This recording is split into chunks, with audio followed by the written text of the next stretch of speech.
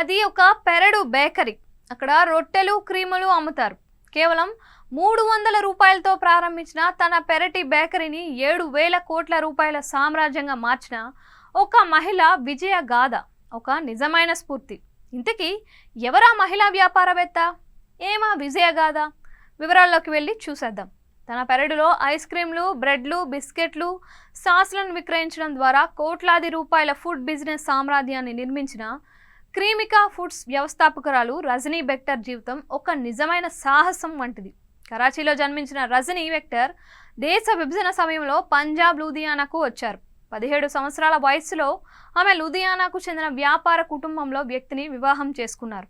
ఆమె పిల్లలు బోర్డింగ్ స్కూల్కి వెళ్ళిన తరువాత పంజాబ్ అగ్రికల్చర్ యూనివర్సిటీలో బేకరీ కోర్సులో చేరింది. తన వంట నైపుణ్యాలను పదును పెట్టడానికి ఖాళీ సమయాన్ని ఉపయోగించుకుంది. చాలా వేగంగా ఆమె బేకింగ్, వంటకాలు, ఐస్ క్రీంల తయారీతో తన స్నేహితుల మధ్య ఆదరణ పొందింది. 300 రూపాయల పెట్టుబడితో చిన్న ఓవెన్ కొనుక్కొని చిన్న వ్యాపారాన్ని ప్రారంభించింది. తన సొంత పెరట్లో ఐస్ క్రీంలను తయారు చేసి అమ్మేది. అయితే ఆర్డర్ల సంఖ్య పెరగడంతో పొంగిపోయినా కానీ లాభాలు ఆర్జించలేక రజనీ వెంటనే నష్టాలను చవిచూశారు. 1978లో ఐస్ క్రీం తయారీ యూనిట్ను ప్రారంభించేందుకు ఆమె భర్త ధరంవీర్ ఆమెకు 20,000 రూపాయల సహాయం అందించారు. ఆమె తన బ్రాండ్కు క్రీమికా అనే పేరును ఎంచుకుంది. అది క్రీమ్కా లాగా వినిపిస్తుంది. ఆమె ఐస్ క్రీంలను అమ్మడం ప్రారంభించింది. చివరికి బ్రెడ్లు, బిస్కెట్లు, సాస్లను తయారు చేయడంలో పరిధిని పెంచుకుంది. ఇది పెద్ద విజయం సాధించింది. నిజానికి 1980లలో మహిళలు చాలా అరుదుగా వ్యాపారంలోకి అడుగు పెట్టేవారు.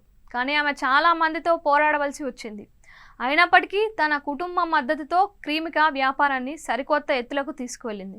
నేడు ఈ బ్రాండ్ భారతదేశంలో 2వ అతిపెద్ద బిస్కెట్ల ఎగుమతిదారుగా ఉంది. దాని ఉత్పత్తులు 60% కంటే ఎక్కువ దేశాలలో అందుబాటులో ఉన్నాయి. మొత్తం ఉత్తర భారతదేశంలో చాలా వివాహాలకు, పాశ్చాత్య డిజర్ట్లకు ఏకైక సరఫరాదారుగా మారింది. కంపెనీ వార్షిక టర్నోవర్ 7,000 కోట్ల రూపాయలు. 2021లో రజనీని పద్మశ్రీతో సత్కరించారు. భారతదేశపు 4వ అత్యున్నత పౌర పురస్కారంతో వ్యవస్థాపకురాలు కావాలని కలలు కంటున్న మిలియన్ల మంది భారతీయ మహిళలకు స్ఫూర్తిగా నిలిచింది. రజనీ బెక్టర్ కథ ఔత్సాహిక యువ వ్యాపారవేత్తలకు, ఇతరులకు కూడా ఎంతో స్ఫూర్తిదాయకం.